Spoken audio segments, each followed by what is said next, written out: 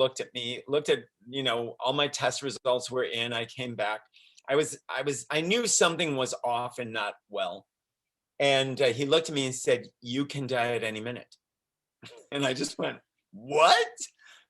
And he goes, "You can die at any minute." I actually thought he was kidding. And I didn't even know what to say. I mean, and he literally just pointed at me and looked at me, and he was dead serious. And I said, "How?" And he said, "Well, first of all, you have cancer."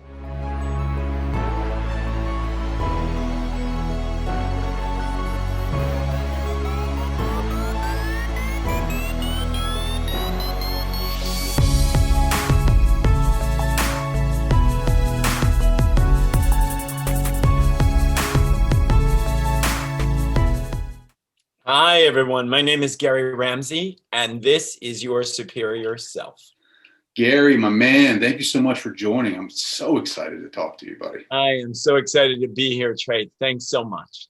So your story is so unique. So just to give everybody a little kind of a backstory, I reached out to Anita Morjani and her team to get her on the show because she, I read her book, Dying to Be Me, I think it is. Yeah. And then her team recommended you.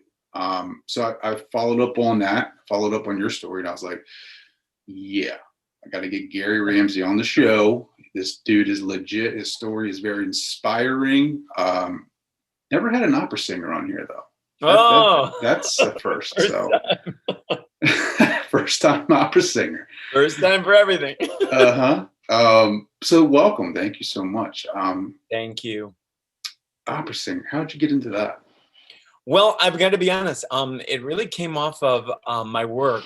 I was an actor, and then from there I became a teacher, and I got involved in voice and teaching voice, and I was mainly doing it at an acting school. And then from there, I became an Alexander Technique teacher. Are you familiar with that? No, not at all. This is all first for me. Alexander Technique, yeah, it's an old method. It's been around for over 150 years. He died in 1955. It's basically, though, about how we utilize ourselves in our daily life and how the relationship that we have inside of our bodies and our minds in relationship to our body is actually kind of creating our reality. So either you're living in your life at ease, or you're living at your life with, with opposition. And he was really teaching about finding ease, balance, and not letting things be so hard. He was very big on efficiency. The more efficient you are, the easier your life is. And it turned out to be a really mind-blowing thing for me. And through that, I discovered my voice as an opera singer, actually very late in life. It was kind of a fluke. And but you're pretty good at it. I mean, you're really good at it. I listened to some music. Like, you're pretty decent. Thank you. And I really only did it because I had met somebody, very famous opera singing teacher, who I really wanted to work with. But the only way I could work with him is if I sang. And he was amazed at my ability to take on his training so easily. And then from him, really, I got all my jobs. I never really wanted to sing opera ever in my life. And then it turned out that I actually loved it and started doing Europe, started doing here in America. I got into a lot of kind of new cutting edge things in the opera world. Got a big Times review back in 2010. And so I kind of hit on the scene, and that's really how that started, all by accident, really, by accident. Man, that's amazing. People stumble upon that, right? And but that theory you were talking about before, like the ease of life, the mindset, the body, the soul, the spirit, all being one and being one with that. And absolutely, I am all about that, my friend. And that was my salvation. I mean, that turned out to really set me up for what was to come. I cannot wait. So let's go ahead and get into that. So yeah, why don't you go ahead and start? So you battled cancer. Well, It wasn't, now cancer, see, yes, I had cancer.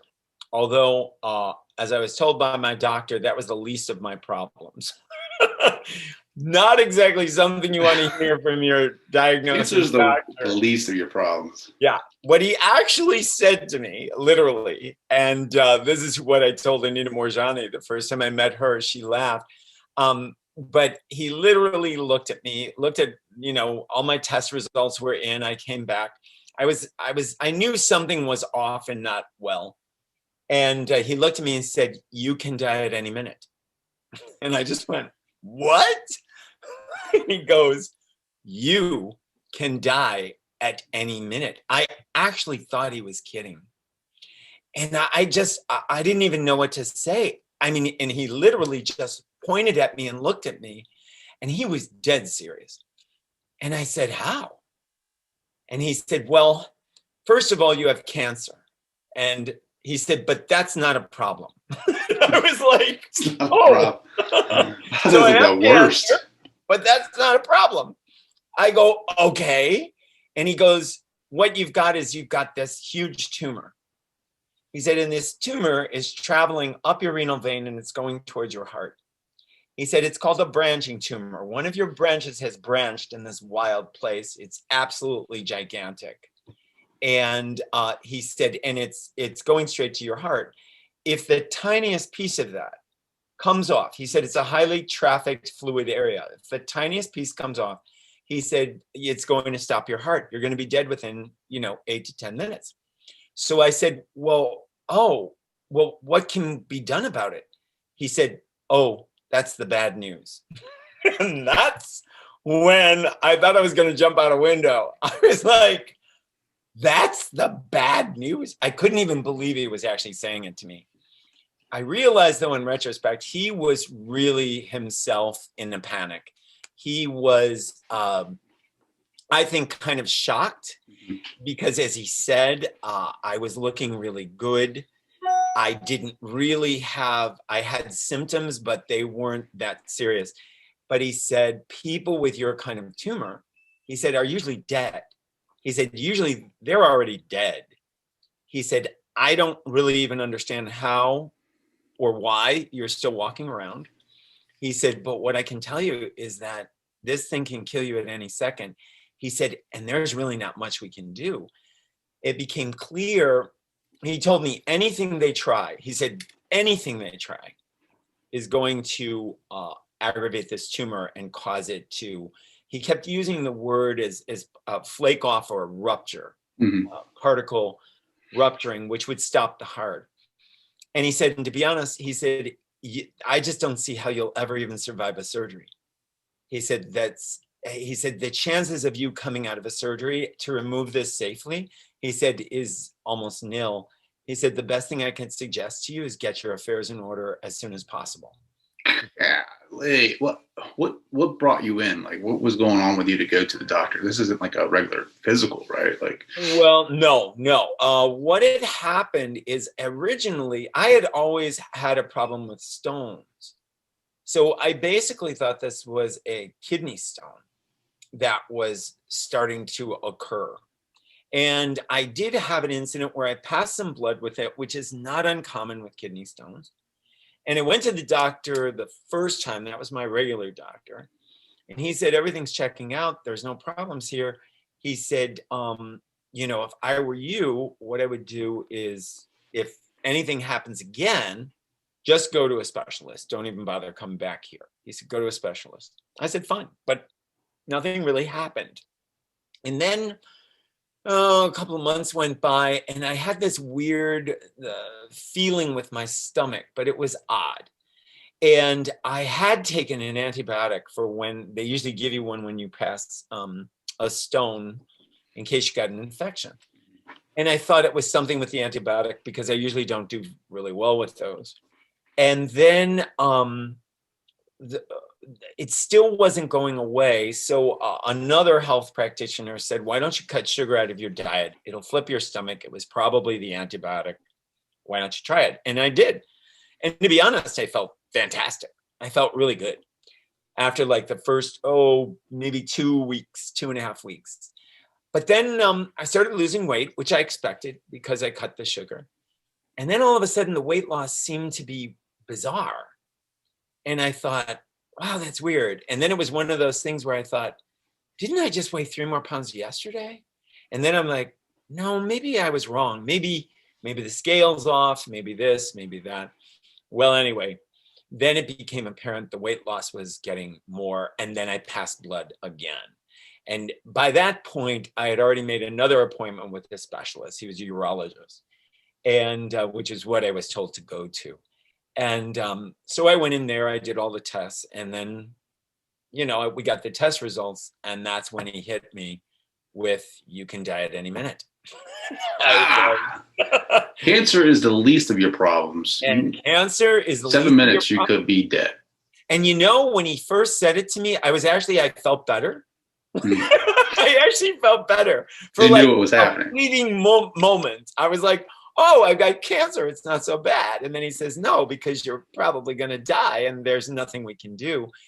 And that's when it really then the world became surreal in that 5 minutes. Everything kind of, you know, it's so weird. It felt like everything outside was moving fast, but everything inside was moving slow. And I remembered telling him, I said, like if I do something about this, what should I do? He said, the only hospital you can go to is Sloan Kettering in New York. They're the only ones who will be able to handle you. Maybe, he said, Hackensack in New Jersey. He said, those would be your only 2 choices. He said, I wouldn't go until you have all your affairs in order. He said, because I really don't believe you're going to come out. He said, and to be honest, you may never make it there anyway. So do the best you can from now until, you know. Yeah. And for some reason, I looked at him and I said, well, can I have all my test results? I still don't know why I said that, because it was like, what was I going to do with them? But I just said it, and he looked at me and he was like, yeah, I mean, sure, we'll give you a copy, you know? And literally, he also wrote down a doctor at Sloan who would maybe be able to help me out. And then I turned, and the nurse had all the results all copied and ready. It was like, and then I thought, oh, wow, I think they don't want me to die in the office. You know, I think they want me out of here. So I went, he was really kind. And I got outside, and that was the beginning. I got outside, and it was like I went out the door, and I felt like, whoa, I can breathe. And I mean, like, I really could breathe, like better than I've ever breathed in my life. And I just started walking, and I really felt good. And I was walking towards this park. There's a little park by the doctor's office. And I started walking towards it, and it was a beautiful day. The breeze, it wasn't too hot, it wasn't too cool, it was perfect, late in August. And all of a sudden I saw all these kids playing in the park, and their nannies and their mothers and fathers and people and old people and women and people on walkers. And all of a sudden it hit me. I was like, oh my God, anybody can die at any minute. And the only difference between me and them is I have these papers in my hand that prove to me that it's going to be me. But how do we know any one of these people are going to make it to dinner tonight?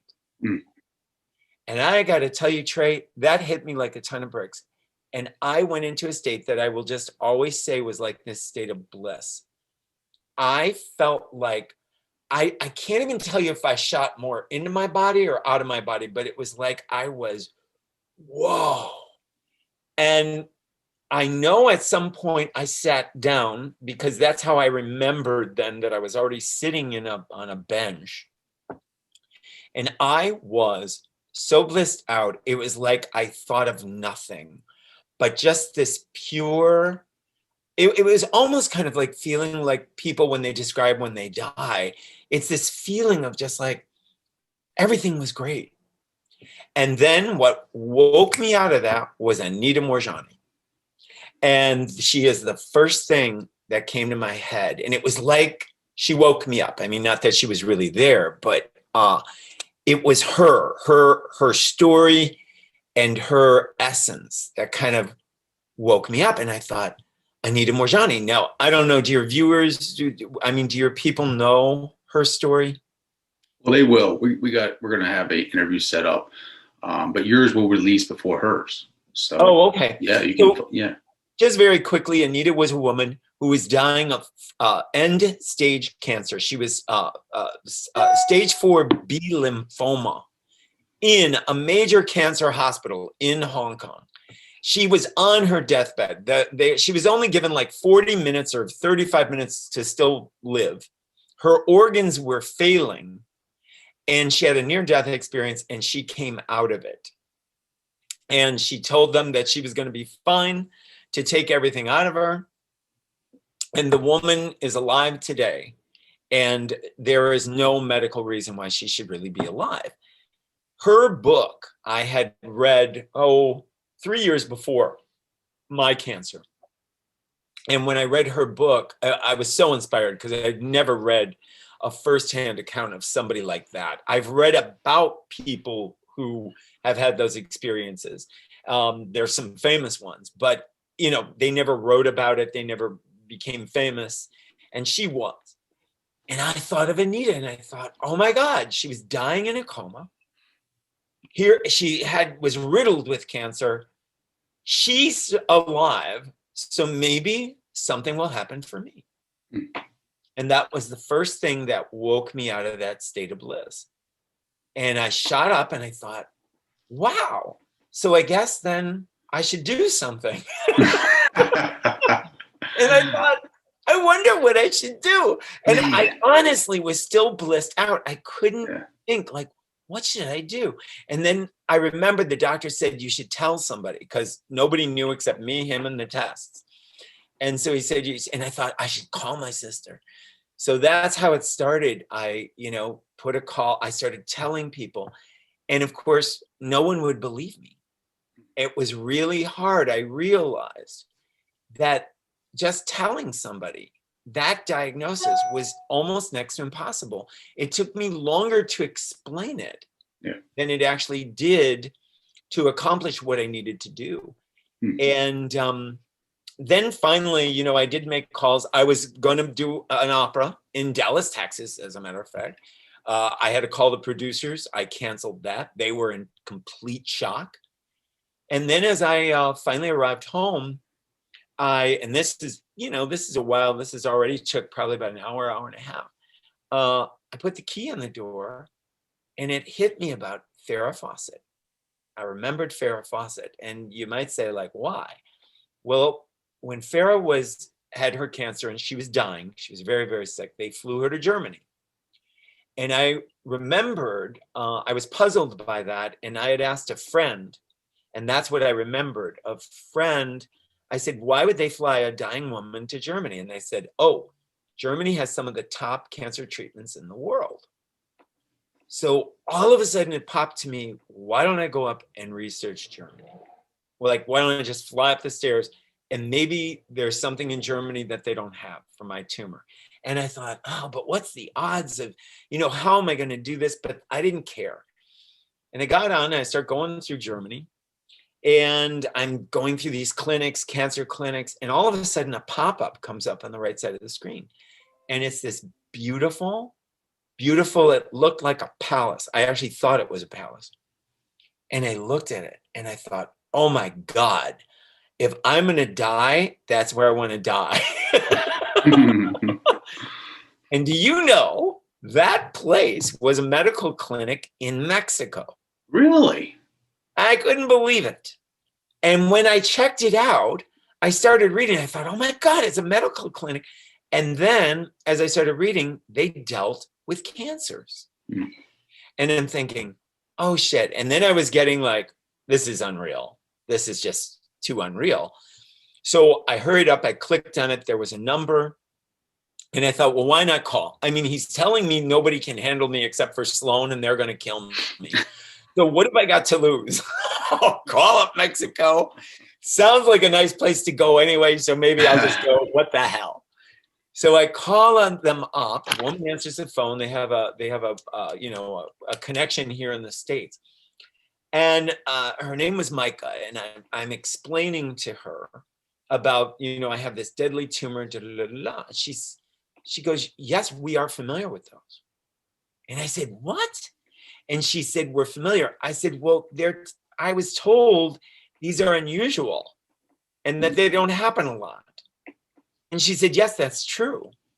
And I said, well, then why do you know about them? And she said, oh, because a lot of people come here when they have those tumors because we have a better success rate. I said, you're kidding me. And she goes, no. She said, I'm totally aware of those tumors. I said, well, what is it that what is better? She said, well, first of all, we don't see them as deadly.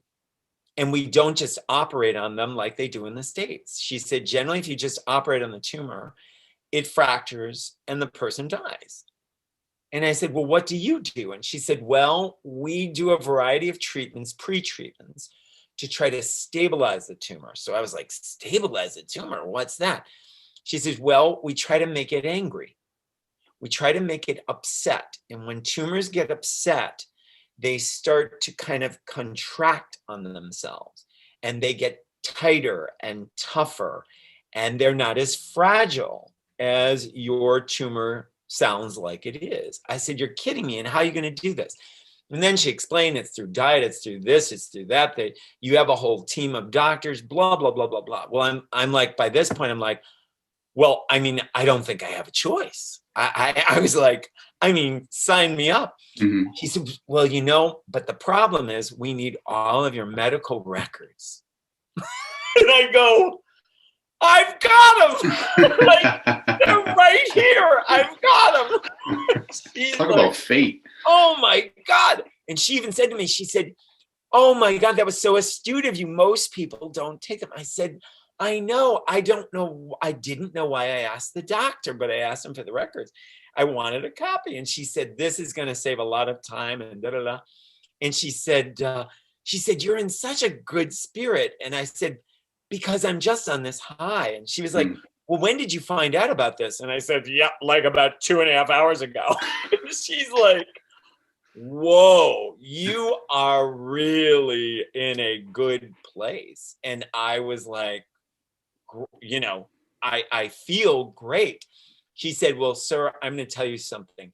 That's one of the most important things. When people are in a good mindset, that can produce miracles. And she said, and now that you have those medical records, this is going to save a ton of time. I said, good, because I don't have any. And we laughed. Oh, that's great. That is awesome. And then you, I get, how long did it take for you to get down there? I mean, I'm sure there. Well, now here is the deal. Once the records go in, then they have to assess. They have a team, and they assigned each patient, a team. They don't actually call you a patient. They call you a guest. They never refer to you as a patient. You're never sick. You're never sick. Even though you're dying, you're never sick. And they assigned, my team. And then the team decides if they feel they can help this person, because they don't want people coming out there and then dying. They want to make sure that they have a good chance. And they said, we feel he has a way better chance here. The application is extensive. They ask about your psyche, your mental, your emotional. I mean, it's huge. And then they take a chance on you. So I found out within 2 days. It was because I was diagnosed on a Tuesday. I heard from them on a Thursday. I was able to get all my affairs in order. I was working the whole time, just thinking like, I'm definitely going to go. I'm sure they're going to take me. They did. And I flew out and was there on a Sunday. So from a Tuesday to a Sunday, I completely closed down my life. And I went to Mexico. Were you able to stay on that high though from that Tuesday? I mean, after that call with Mexico, were you able to stay on? Honest, I had this blissful high. Now it would come and go. I started having a lot of people who were becoming hostile towards my decision. I had a lot of people that were threatening me, telling me they would never speak to me again. This was some kind of ripoff. How can you even think of going to Mexico when they told you to go to Sloan, et cetera, et cetera, et cetera. Didn't even, I mean, most of it was like, okay, all right, well, thank you very much. And I was just making my way to Mexico. The only thing is they did say there is a good possibility you can die. Your chances are better here than in the States, but we do need a representative. So we need someone from your family here representing that if you do pass, we have somebody who can sign papers and can get your body out of the country. And I said, I got my sister to do it. She was going to fly down and meet me for the operation. That's all I needed her there for, was the operation. They said, you won't die. There's no way you're going to die before the operation, but you could die during the operation, which I was told I probably would die during the operation. So I was fine with that. And my sister, we arranged it. I got the ticket. I found this astounding deal, because it was a one-way, because I wasn't going to book a round trip. Like, why book a round trip if you're not going to come back? And it was all perfect. I could not believe how well everything fell into place, which is really why I wrote my book, because I realized that when you are in like a superior place, this state of bliss, you are invincible. I mean, I felt absolutely invincible. There wasn't one thing in any problem that arose. Like, for example, they had mentioned that a lot of motion and being in a pressurized cabin could maybe offset the tumor. And the doctors immediately told me what to do, how to eat until I got there, and how to treat myself until I arrived in Mexico. And the tumor was totally fine. Everything was fine. I never had a problem, never got sick. That's interesting. Like, I mean, yeah, I guess you're like, yeah, well, did you have health insurance? No, I did not. Okay, so that was that. I'm assuming that's a major factor in your decision, right? Well, that was a major factor because, which that happened, and you know how difficult the whole insurance thing is. My insurance many years ago had gone skyrocketing, and I decided many years ago I would make a personal insurance account. So I did have insurance, but it was my insurance. It was me. I mean, that money was mine that I had set aside, and I had never touched it. I'd never touched it the entire time. And then there it was. And I had all my medical stuff I had taken out of that account. And now I could make whatever choices I wanted because it was my money. Sure. Did you get any like pushback from the states on health, like on treatment because of that? Because you just had cash. Like, did they say anything to you or limit you to any type of? No, they were just like, this is what you got to do, and that's it. Just had cash. And what people don't know, by the way, is when you have cash here in America, even my diagnosis, when you have cash, you have a lot more power than when you're dealing with an insurance company. So, for example, I had to have a CAT scan before my cancer, when I had to be diagnosed. CAT scans cost about $9,000. So I called up radiology departments. I said, I don't have insurance. What can you offer me? First one says $2,500. I said, great, I'll let you know. Second one says, I said, I got an offer for $2,500. How much can you do? And they said $1,600. I said, great. The other one said 25. And that one, they said, and if you get anything lower, call us back. So then I knew I was going to get lower. Oh my God. Look at that. I know. So then I did. I called the next place, one of the busiest labs in New York City. I called the busiest lab in New York City. And I said, I just got this offer for $1,600. This is what I need. And they said, if I get it lower, to call them back. And she said, Don't even go any further. You won't get it any lower. We're offering you $750. Come with cash, and we will do that scan for you. So I got a $9,000 scan for $750. And I Someone had started doing that. Yeah, I had learned that long ago, because remember, I've been doing this game. You know, I stopped my insurance probably in 1991, I think, Wow. 1990 or 91. Mm. And then every month I would bank my premium. So it was like I still had insurance. Sure. It was just going to me. It's just you. You're the insurer, right? So once I learned the scam, I've done this over and over and over. And see, it's totally legal. Number one, it's like buying a car, because when you're your own agent, you're just pricing. That's all you're doing. And I found out that it's easier on their end because they don't have to process. See, they waste hours in processing. It costs them way more money, which is why they overcharge. So that's really when I learned how to do that. So my whole diagnosis cost me under $1,200, which if I would have had a deductible, it would have cost me $2,500. Yeah. But I just paid it outright. And So, then of course, Mexico, I paid that outright. Yeah. Talk about that, Mexico. Like, you get down there, like, is it the same as the picture, the castle? Like, is everything like the same as far as what your expectations were? It was Paradise Island. Yeah. It is Paradise Island. It's called San Aviv, and it's right on the Baja. And the every room, which is, you know, like a spa, really. The rooms are gorgeous, you know, they're huge.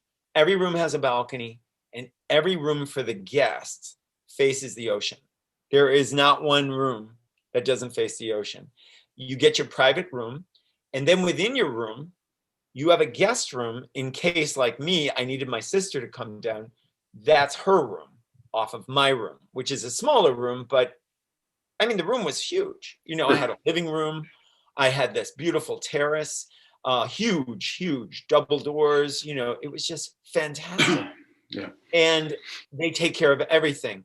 They dress you, they feed you, all the amenities. In fact, they ask you, please don't bring a lot with you, because they say, we will provide you with everything. Toothpaste, all of it, because they don't want anything impure touching you. So their water is purified. I mean, it was just unbelievable. Mm-hmm. And because I was considered, by the way, I was there, all of us were dying.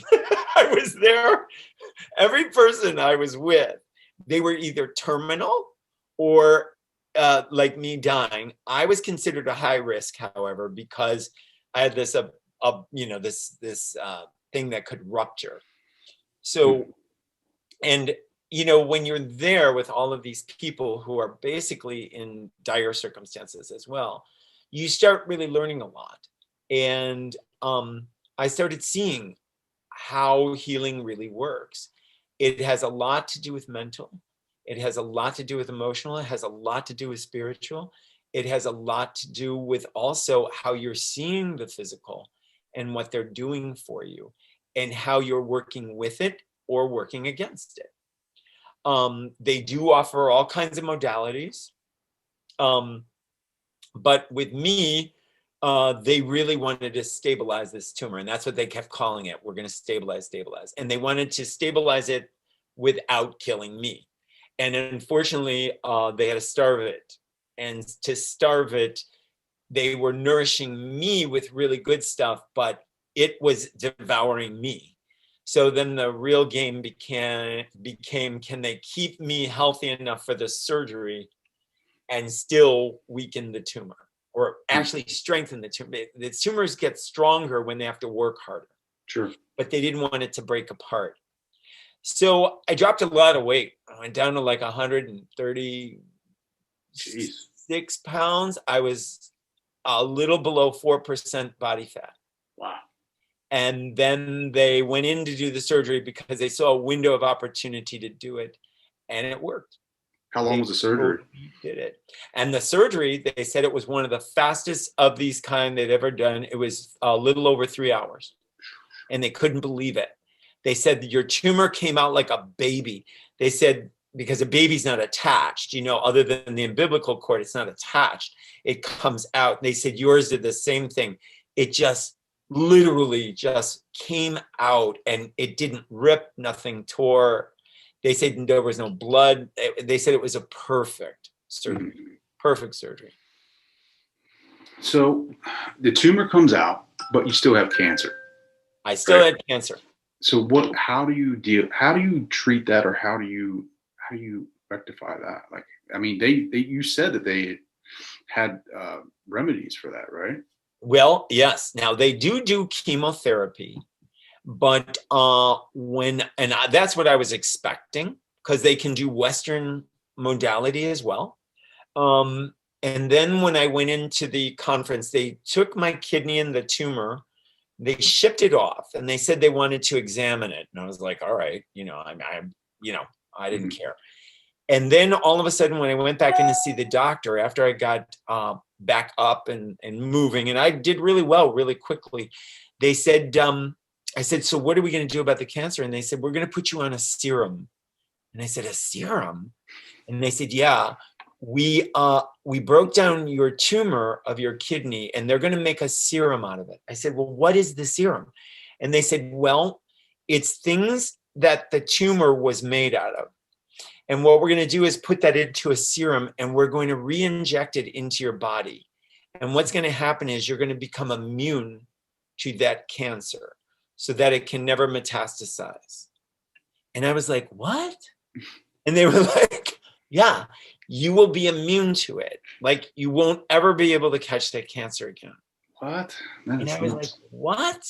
And they said, yeah. And if there's like a radical thing that's floating around in your body, it won't be able to kill you because you'll be immune. They said, it's just like a vaccine. And I thought, oh my God. And I said, well, what about chemo? And they said, you don't need it. They said, the vaccine will do everything. And I said, well, then what after that? And they said, well, then that's it. That's done. It. That's fine. It's gone. And I was like, so what do I, and then of course they put me on diet and certain, you know, herbs to strengthen me because I was so weak from the loss of weight and body fat. But that was it. Jeez. I was back at work 6 weeks from the day I took off to Mexico. And you're back at work in New York. In New York City. So you go from 6 minutes, probably going to die in 6 minutes, to 6 weeks back singing opera. Yeah. That is amazing. That is just awesome. And that is just like,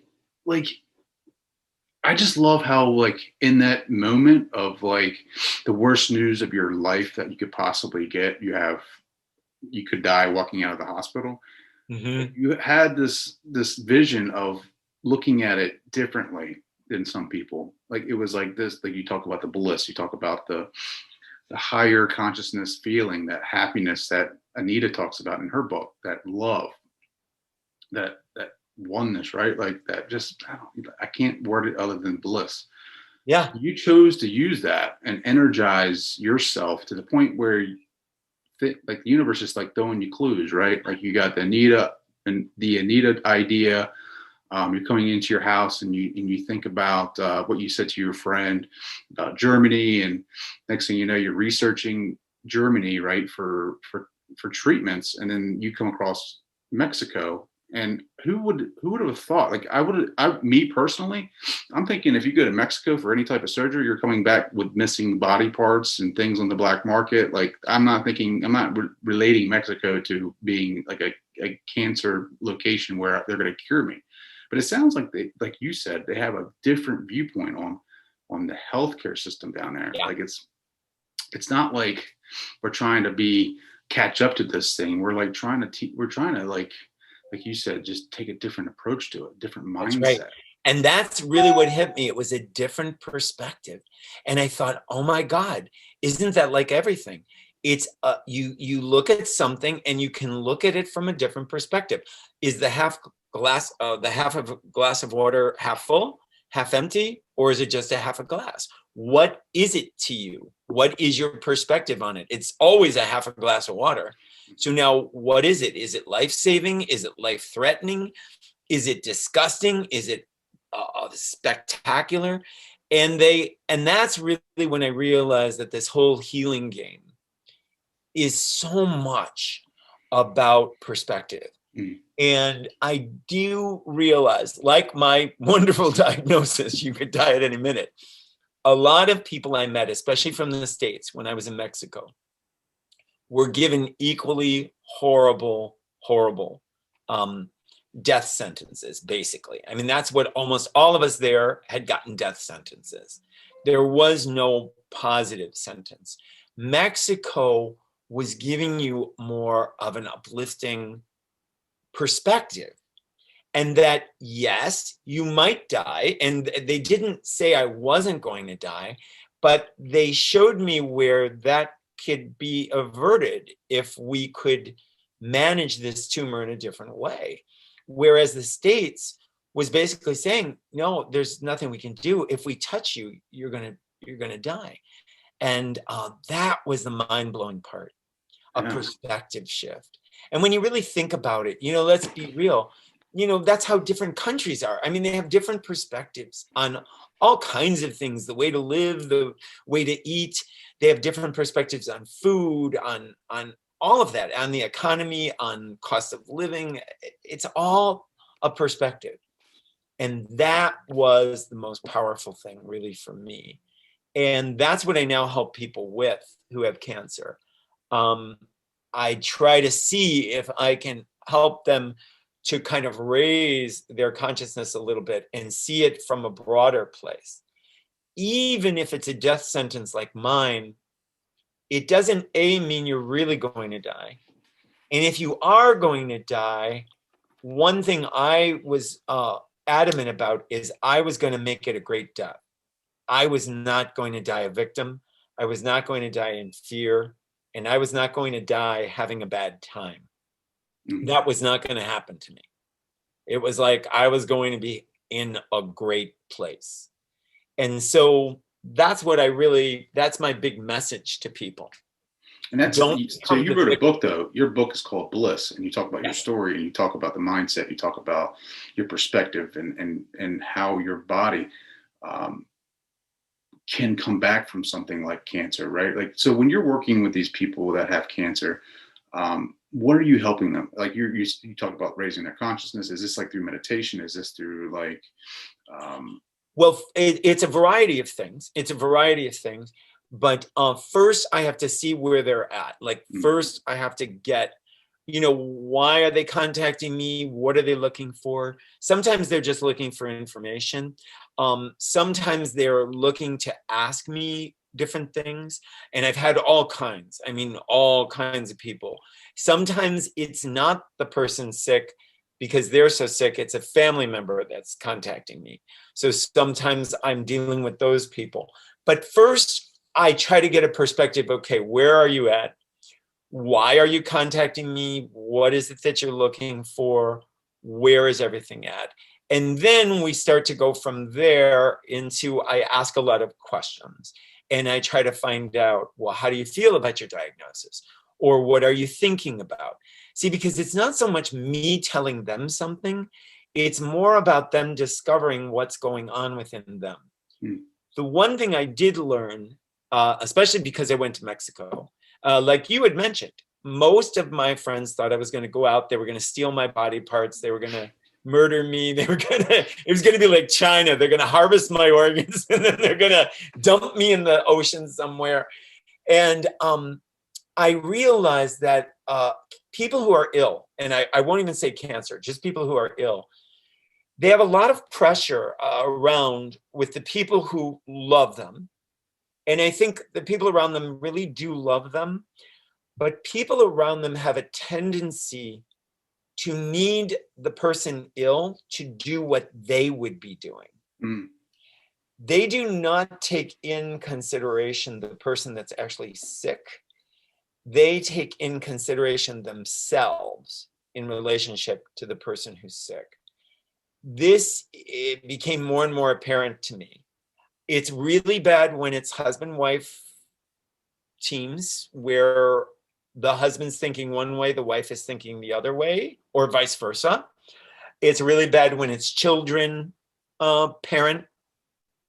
The worst, of course, is when you have a child that's ill.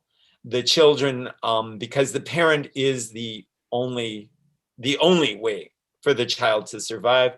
Unfortunately, children, there's a lot of laws that restrict parents from what they can and cannot do. Sure. People don't know that, but here in the States, you cannot fly your child out of a country when they're sick. That isn't happening. So that's what I do. I counsel them. And then I kind of look at where they are. And then I say, you know, maybe you should think about this, or maybe you should look into this, or maybe I never advise people necessarily to go to Mexico. Because remember, I mean, I can tell you while I was out there, there were people, they were too afraid of it. And it didn't work. Mm-hmm. If you're not vibing with the highest part of yourself, it's not going to work. And, you know, I've seen people with hideous chemotherapy treatments that survived beautifully because they believed in them. And they really, really, they had a real connection to that kind of treatment. So that's what I advise, that they're really behind their treatment. They're really behind their doctors, whoever they are. They're really behind what they're doing for themselves, how they're thinking, how they're living. And that's really the direction I send people. Always. Yeah, because I think a lot of the people that are ill, right? A lot. I mean, maybe not the kids. I'm not 100% sure on that, but I think like the people, we bring it on ourselves, right? Because a lot of the stress we live every day, the mentality that we have, that, you know, that negativity, that just guck that gets on our souls during the week, when we just continuously think about we're not good enough, like we hate on ourselves, we constantly compare ourselves to other people, like all of that tension, all that stress releases chemicals in our body that we aren't aware of, right? Like, you know, if you do that over a long term, like it does big damage to your body and eventually could lead to some illnesses. But on the flip side, I 100% believe in epigenetics, and that we can, with our positivity and our mindsets and the way that we, you know, along with what we put in our bodies as far as food and nutrition and living a healthy lifestyle and building our immune systems, like we can totally, with a positive mindset, like change a lot of the illnesses that we have, right? Absolutely. With the help of holistic medication, or not medication, but medical care. I think that we can, like you said, right? Like you have said this before, where we are the masters of our bodies, like the inside of it. Like we know ourselves more so than that doctor who was diagnosing you, right? Like he is taking images of your body and basically comparing it to everything that he has experienced, or a database that the hospital has of other patients. It's not necessarily you. Right. Right. I'm a big believer in that, man. Like I just feel like, you know, I've been reading a lot of Dr. Joe Dispenza, and I love Joe Dispenza. Joe Dispenza is the man when it comes to like meditation and bringing that warm feeling, that heart, that powerness, that inner being that you are, bringing it forth inside of yourself, feeling that. Sure. Becoming one with the higher consciousness of the universe. Like people are like, what are you talking about? That's woohoo. It's like, but the data that he presents in all of his books supports some of the claims that he makes, like some of the people that he talks about, and he'll come out and tell you, he's like, I don't care what people think of me. I've been having these retreats for years, and I'm collecting all this data on people that have been sick or ill, and they're curing themselves with the practices that they're doing, meditations. Right. Right? And again, we're talking about the mind and the relationship of the mind and the body. And as I said earlier, I think that's where that Alexander work helped me tremendously, because I already had a really good relationship going on. And then we got this hideous little cancer that developed. And they even told me why I actually got into trouble with that kidney, which I also found really funny, because after the surgery and they broke down my kidney, they said, wow, you were in a really bad car accident. And I went, what? And they said, you must have been in a really bad car accident. I said, no, I've never been in a car accident. They said, well, you had impact on the right side of your body. You had trauma. I said, why are you saying that? And they said, it's on the kidney. When we broke down your kidney was traumatized in an accident and you had severe impact. And do you know, when they said that, I was like, holy shit. When I was about 20, 21 years old, I was crushed in a moving truck. It was a summer theater I was doing, and wood fell on top of me. And I was trapped under thousands of pounds of wood for like over a 45-minute period before they could get me out. And I was crushed on my right side. Oh, And I was like, oh my God. And then I crazy. said, that accident could cause cancer? And they said, well, no. They said, but what it did was it traumatized the kidney, and your kidney never actually recovered from that accident. Mm-hmm. And then what happens is it's a weak organ, and weak organs are open to cancer. They said so. And they said, you were only like 20 years old, and I was 57 when I got the cancer. So they said 37 years. They said, to be honest, that kidney did really well, but it finally gave out. And of course it got this cancer. And they said, your cancer had probably, the tumor was so massive, they said, your cancer's probably been there for quite a while.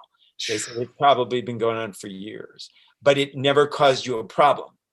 So you didn't know. And then they told me a lot of people die with cancer in them, but it never causes an obstruction or a problem. People think cancer makes you ill. It doesn't. They said the body knows how to reroute and how to maintain and even how to isolate cancers. They said yours was very well isolated in your body. They said, so it's really not as deadly as people think, but we have this consciousness where we believe, oh my God, cancer, the big C. And that they said, and that's part of the problem, because the person's psyche already feels like it's victimized. It already feels like it's done for before you've even started treatment. Yeah. What was your mindset, like that positive, like glass half full mindset before the cancer, or did it change after they diagnosed you? Well, I'll tell you, I had a lot of experience in my life, and I was I'm the type of person who's much more on the positive side of things, and I don't get too freaked out by stuff.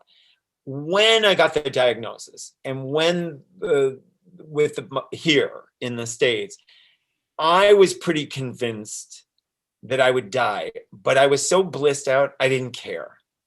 It didn't affect me in the same way. And I thought, wow, my life has been great. So I'm not gonna, I'm 57 years old. If this is how it ends, it ends, which made me feel even more calm. There was no fighting. See, again, a lot of people get into a fight mentality. And as we all know, when you fight something, it's a lot of energy. It's a lot of energy to fight something. So I didn't. I surrendered more to it. I found that the more that I surrendered to the disease and the dying, my body was able then to really be calmer. And I was able then to really take in the treatments more fully. And then I started catching on to it. And people would keep saying, that's the attitude you need. All in Mexico, they'd say, that's what you need to do. And I noticed that a lot of patients there, the ones that were doing the worst, were the ones who were freaking out. Those were the ones who were actually doing badly. And they would tell me all the time, Gary, just keep up that attitude. Keep it going. Keep it going. And that's when I really realized, wow, this really is a lot about the person's psyche.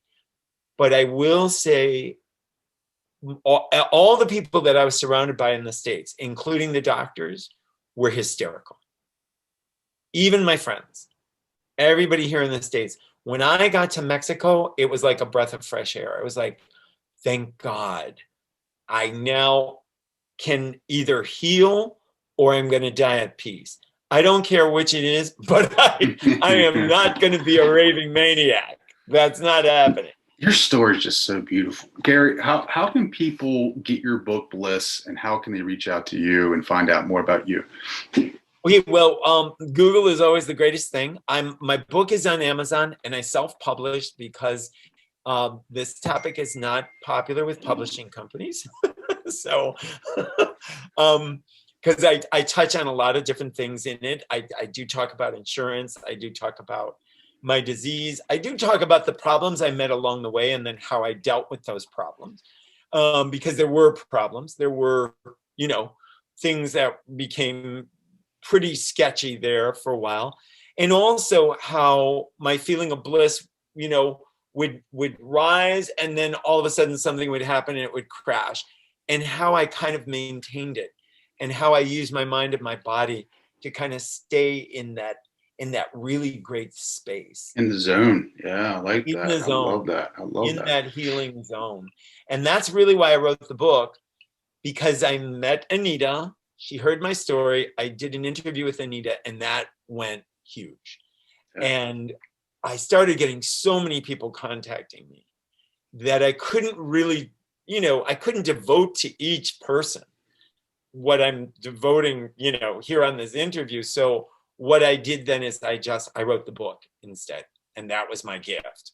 And then that's what I spread out to people so that they can, and it's helped a lot of people on their journeys to not feel like, that this is the worst thing that could have happened to them, because it's not. B, that they're going to die, because maybe they won't, but maybe they will. And C, no matter what happens, if you really are in the right mindset, nothing can harm you. Nothing can harm you unless you allow it. Your suffering is happening because of what's going on in the relationship between your mind and body. That's your suffering. That's your suffering. Oh my God. You hit it on the head, man. I think it was, who did I have on that interview? Gay Hendricks. He said the longest journey of your life is going to be the 12 inches between your head and your heart. There you go. That's a beautiful way to put it. That's a beautiful way to put it. Gary, this has been amazing, man. Like I truly love your story, man. Like I love everything that you got going on. Guys, make sure you go out and get that book, Bliss. I mean, I can only expect you to self-publish since you have your own insurance. I mean, that's you are your own insurer, so it's like I don't expect anything less than you self-publishing your book. And plus, I'm a cancer survivor with no chemo, no radiation, none of that. You gotta write a book, man. You gotta put it out there. Yeah, there's no other way to do it, and it's not going to be like on the New York bestseller list. Yes, but you're like you're on like the world's best-selling list, because it's like you're telling a story that it needs to get out there. Like more people, that New York best-selling list is, it's all political anyway. It's like political, exactly. This is worldly. This is spiritual, man. You're on my list, bro. Oh, thank you so much. Yeah. And I'm on Facebook, Gary Ramsey, same thing.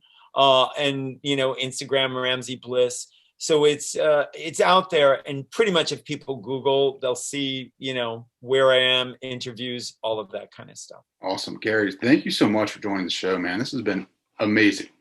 Excellent. And thank you so much for having me. I really enjoyed it.